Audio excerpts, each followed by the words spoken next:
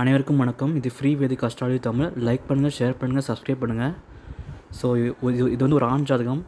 Name வந்து வினோத். ஆனால் யூடியூப்பில் வந்து குமார் சிங் கொடுத்துருக்காரு. இப்போ வந்து ஒரு ஆண் ஜாதகம் பார்க்க போகிறோம். வணக்கம் ஐயா. ஆயுர்வேதிக் கணித்து கூறுங்கள் ஐயா. பிறந்த தேதி 29/6/1986. பிறந்த நேரம் 11:30 AM. ஊர் வந்து திருப்பதி. ஸோ இவரோட ஆயுள் எப்படி இருக்குன்னு கேட்டுக்காரு. இவரோட ஆயுள் வந்து எப்படி இருக்குன்னு கேட்டுக்காரு. இது வந்து ஒரு ஆண் ஜாதகம். ஸோ இவரோட கேள்விக்கு பதில் சொல்லுவோம். ஸோ இவரோட ஜாதகம் வந்திருக்கு. இவரோட ஜாதகம் வந்து கன்னி லக்கணம். இவர் வந்து கன்னி லக்கணம் மீன ராசி. கன்னி லக்கணம் மீன ராசி. லக்கணத்துக்கு 2ஆம் இடத்துல கேது பகவான் இருக்கார். லக்கணத்துக்கு 3ஆம் இடத்துல யோகாதிபதியான சனி பகவான் 3ஆம் இடமான தைரியஸ்தானம் வீரியஸ்தானத்தில் இருக்கார். அந்த 3ஆம் இடத்துல சனி இருக்கார். அந்த சனி வந்து வக்கரமாக இருக்கார். 4ஆம் இடத்துல செவ்வாய் இருக்கார். அந்த செவ்வாயும் வக்கரமாக இருக்கார். 6ஆம் இடத்துல குரு பகவான் இருக்கார். 7ஆம் இடத்துல சந்திரன் இருக்கார். 8ஆம் இடத்துல ராகு பகவான். 10ஆம் இடத்துல சூரியன் வந்து திக்பலமாக இருக்கார்.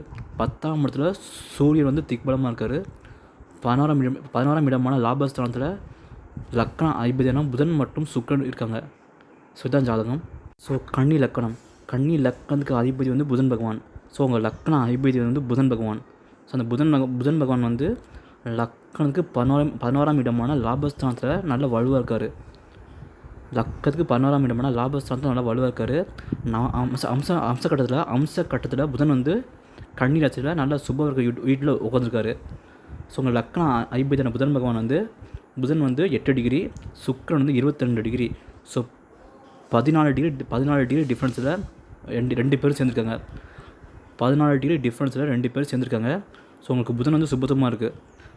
உங்கள் கன்னி லக்கணத்துக்கு லக்கண அதிபதியான புதன் பகவான் லக்கணத்துக்கு 11ஆம் இடமான லாபஸ்தானத்தில் லக்கண அதிபதியான புதன் பகவான் நல்ல வலுவாக இருக்கார். நல்ல சுபத்துவமாக இருக்கார். உங்களுக்கு லக்கண அதிபதி நல்ல சுபத்துவமாக இருக்கார்.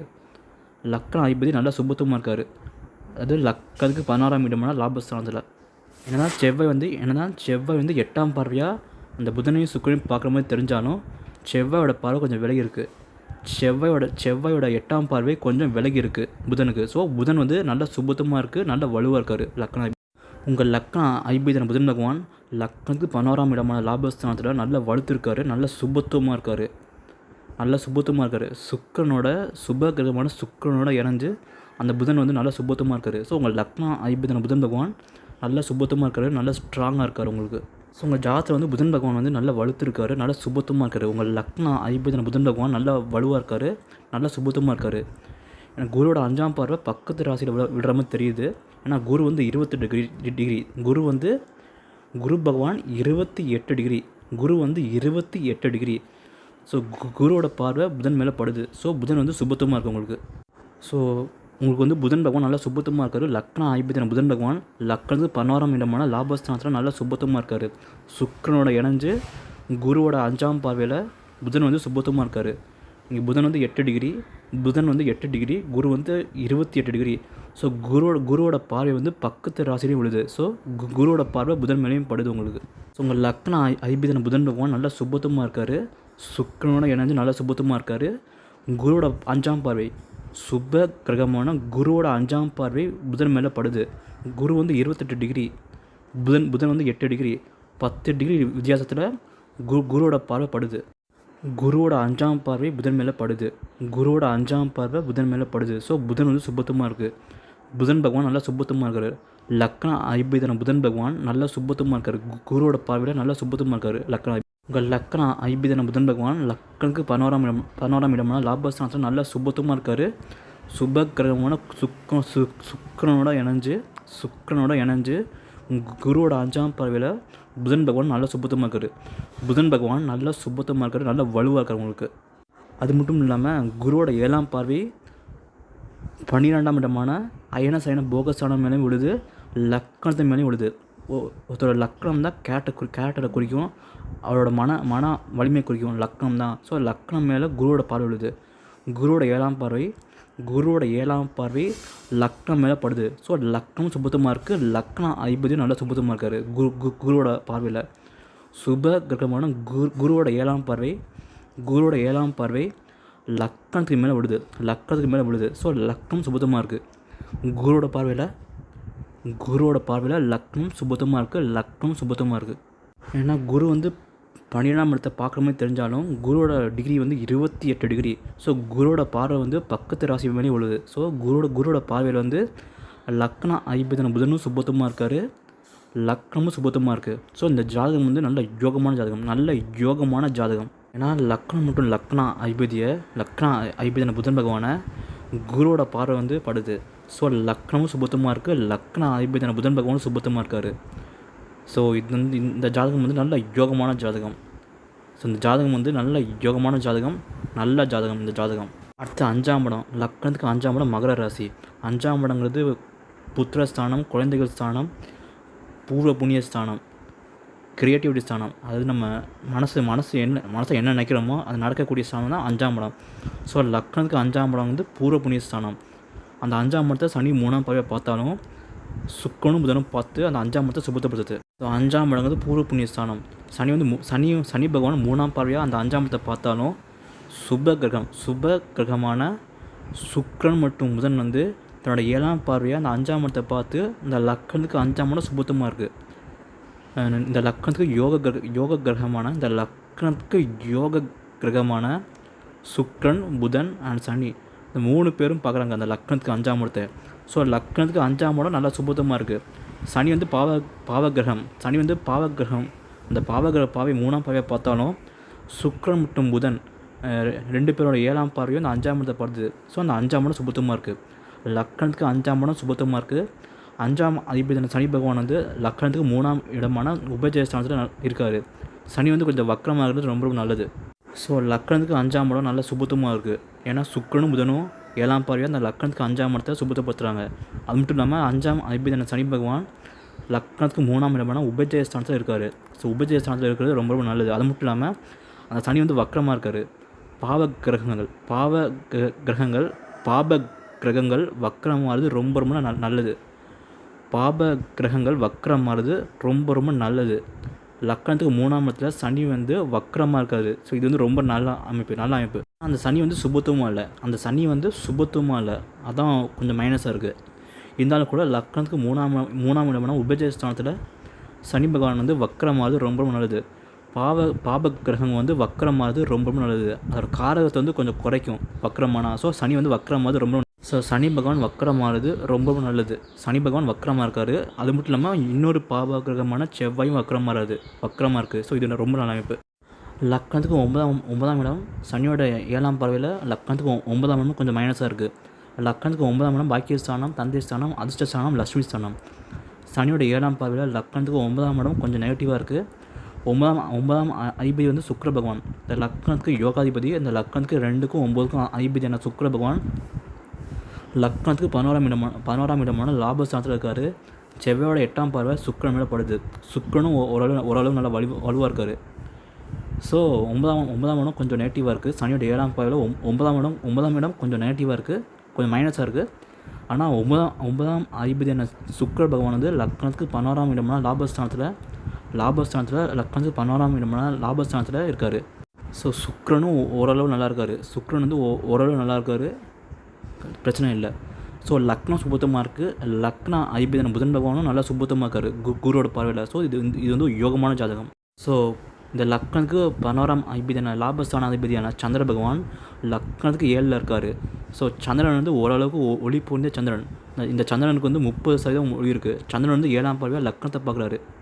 லக்னத்துக்கு 11ஆம் இடமான லாபஸ்தான அதிபதியான சந்திர பகவான் ஓரளவு நல்லா ஒளி பொருந்தி இருக்கார். ஸோ சந்திரனோட 7ஆம் பார்வை லக்னம் மேலே விடுது. ஸோ லக்னம் வந்து சுபத்துவமாக இருக்குது. குருவோட 7ஆம் பார்வையிலும் லக்னம் சுபத்துவமாக இருக்குது. லக்ன அதிபதியும் சுபத்துவமாக இருக்கார். ஸோ ஆயுள் வந்து நல்லாயிருக்கும். ஆயுளுக்கு வந்து லக்ன அதிபதி 8ஆம் அதிபதி சனி பகவான். ஸோ லக்ன அதிபதி நல்லா சுபத்துவமாக இருக்கார். லக்ன அதிபதியான புதன் பகவான் லக்னத்துக்கு 11ஆம் இடமான லாபஸ்தானத்தில் சுபத்துவமாக இருக்கார். குருவோட 5ஆம் பார்வையில் சுபத்துவமாக இருக்கார். குருவோட 7ஆம் பார்வையில் லக்னமும் சுபத்துவமாக இருக்குது. சனி பகவான் வக்கரமாகுது ரொம்ப நல்லது. சனி வந்து லக்னத்துக்கு 3ஆம் இடமான உபஜயஸ்தானத்தில் இருக்கார்.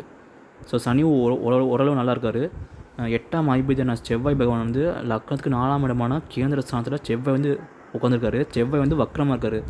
ஸோ பாவ கிரகமான செவ்வாய் வந்து வக்ரமாவது ரொம்ப நல்லது. ஏன்னா அதோட செவ்வாயோட கெட்ட காரகத்தை குறைக்கும் வக்ரமாகுது. ஸோ செவ்வாய் வக்ரமாகுது ரொம்ப நல்லது. லக்கணத்துக்கு 4ஆம் இடத்துல செவ்வாய் இருக்கிறது ரொம்ப நல்ல அமைப்பு. நம்ம இந்த செவ்வாய் வந்து குருவோட வீட்டில் இருக்கார். செவ்வாய் வந்து தன்னோட நண்பரோட வீட்டில் இருக்கார். செவ்வாய் வந்து தன்னோட நண்பரான குருவோட வீட்டில் இருக்கார். தனுசு ராசி வந்து சுபத்துவமான ராசி. அந்த ராசியில் வந்து செவ்வாய் இருக்கார். அது மட்டும் இல்லாமல் செவ்வாய் வந்து சுபத்துவமான தனுசு ராசியில் இருக்கார். அது மட்டும் இல்லாமல் செவ்வாய்க்கு வந்து 4ஆம் இடம்ங்கிறது கேந்திரஸ்தானம். 4ஆம் இடம்ங்கிறது கேந்திரஸ்தானம். ஸோ செவ்வாய் வந்து கேந்திர பலம் பெறாரு. செவ்வாய் பகவான் கேந்திர பலம் பெறாரு. ஸோ செவ்வாய் வலுவாக இருக்கார். ஸோ 8ஆம் அதிபதியான செவ்வாய் பகவான் லக்கணத்துக்கு 4ஆம் இடத்துல இருக்கார். செவ்வாய் வந்து வக்ரமாகிறது ரொம்ப நல்லது. செவ்வாய் வந்து கேந்திர ஸ்தானத்தில் இருக்கார். செவ்வாய் வந்து கேந்திர பலத்தோட நல்ல பலமாக இருக்கார்.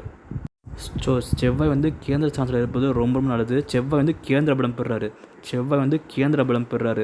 ஸோ செவ்வாய் வந்து நல்லா வலுவாக இருக்கார். ஸோ 8ஆம் அதிபதி நல்லா வலுவாக இருக்கார். 8ஆம் அதிபதி கேந்திர பலம் பெறாரு. ஸோ நீங்கள் 70 வயசு வரை வாழ்வீங்க. 70 வயசு வரை நல்லா இருப்பீங்க.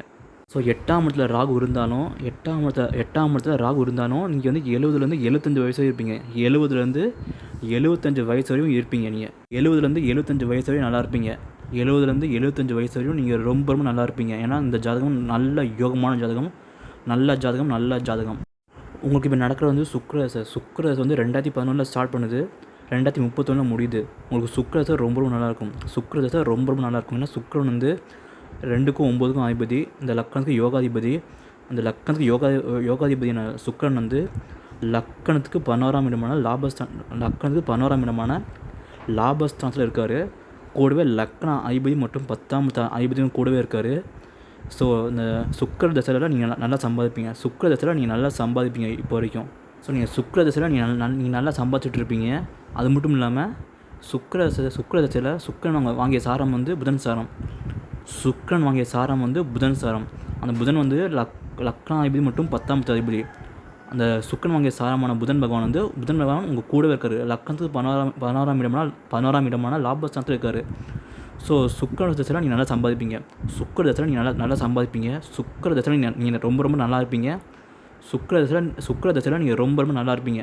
இப்போ 7 சனி ஸ்டார்ட் ஆகுதுல்ல. இப்போ 7 சனி ஸ்டார்ட் ஆகிற காரணத்தினால கொஞ்சம் மன அழுத்தம், மனக்கவலை, மன கஷ்டமாக இருக்கும். இப்போ 7 சனி ஸ்டார்ட் ஆகிறதுனால ஸ்டார்ட் பண்ண காரணத்தினால இந்த மீன ராசிக்கு வந்து 7 சனி ஸ்டார்ட் ஆகிறதுனால கொஞ்சம் மன அழுத்தம், மன கஷ்டம்னா கொஞ்சம் இருக்கும் உங்களுக்கு. ஸோ நீங்கள் சுக்கிர தசையில் நல்லா சம்பாதிப்பீங்க. சுக்கிர தசையில் நீங்கள் நல்லா சம்பாதிச்சுட்டு இருப்பீங்க. சுக்கிர தசை ரொம்ப யோகமான தசை. கன்னி லக்கணத்துக்கு யோகமான தசை சுக்கிர தசை.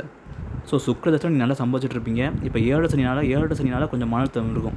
இப்போ 7 சனி நடக்குது மீன ராசிக்கு. ஸோ உங்களுக்கு மன அழுத்தம், மனக்கவலை, மன கஷ்டம், இந்த டெப்ரெஷனாக உங்களுக்கு இப்போ இருக்கும். உங்களுக்கு கடந்து வந்துடுவீங்க. இந்த 7 சனியில் கொஞ்சம் பயம் கொடுத்தும் அதெல்லாம் இருந்தாலும் நீங்கள் கடந்து வந்துடுவீங்க. ஏன்னா லக்கணம் சுபத்துவமான ஜாதகம். ஸோ நீங்கள் அதெல்லாம் ஈஸியாக கடந்துடுவீங்க. அதெல்லாம் சூரிய தசை நல்லாயிருக்கும். சூரியன் வந்து 12ஆம் அதிபதி. ஸோ லக்கணத்துக்கு 10ஆம் இடமான சூரியன் வந்து லக்கணத்துக்கு 10ஆம் இடத்துல சூரியன் இருக்கார். சூரியன் வந்து திக்பலமாக இருக்கார். ஸோ லக்கணத்துக்கு 12ஆம் அதிபதியான சூரிய பகவான் லக்கணத்துக்கு 10ஆம் இடத்துல திக்பலமாக இருக்கார். குருவோட 5ஆம் பார்வையில் சுபத்துவமாக இருக்கார். ஸோ சூரிய பகவான் திக்பலமாக இருக்கார். சூரியன் வந்து திக்பலமாக இருக்கிறது ரொம்ப நல்ல அமைப்பு. செவ்வாயோட பார்வை இருந்தாலும் குருவோட 5ஆம் பார்வையில் சூரியன் சுபத்துவமாக இருக்கார். சூரியன் திக்பலமாகி நல்லா சுபத்துவமாக இருக்கிறது நல்ல அமைப்பு. ஸோ உங்களுக்கு சூரிய தசை நல்லாயிருக்கும். சந்திர தசை நல்லாயிருக்கும். உங்களுக்கு சூரிய தசை நல்லாயிருக்கும். சந்திர தசை நல்லாயிருக்கும். சுக்கிர தசை நல்லாயிருக்கும் உங்களுக்கு. ஸோ கவலைப்படாதீங்க. ஸோ சுக்கிர தசை, சூரிய தசை, சந்திர தசை, இந்த 3 தசையும் நீங்கள் நல்லா சம்பாதிப்பீங்க. இந்த 3 தசையிலையும் நீங்கள் ரொம்ப நல்லா சம்பாதிப்பீங்க. கவலையப்படாதீங்க. இந்த சுக்கிர தசை, சூரிய தசை, சந்திர தசை நீங்கள் வந்து நல்லா சம்பாதிப்பீங்க. நல்லா ஏர்ன் பண்ணுவீங்க. நீங்கள் நல்லா சம்பாதிப்பீங்க. உங்களுக்கு ஆயுள் வந்து நல்லா இருக்குது. உங்களுக்கு ஆயுள் வந்து நீண்ட நாள் இருக்குது. நீண்ட வருஷம் நீங்கள் நல்லா வாழ்வீங்க. 70லேருந்து 75 வயசு வரையும் நல்லா வாழ்வீங்க. 70லேருந்து 75 வயசு வரையும் நீங்கள் ரொம்ப நல்லா இருப்பீங்க. உங்கள் ஆயுள் வந்து ரொம்ப நல்லா இருக்குது. இந்த ஜாதகம் வந்து ரொம்ப யோகமான ஜாதகம். நன்றி, வணக்கம்.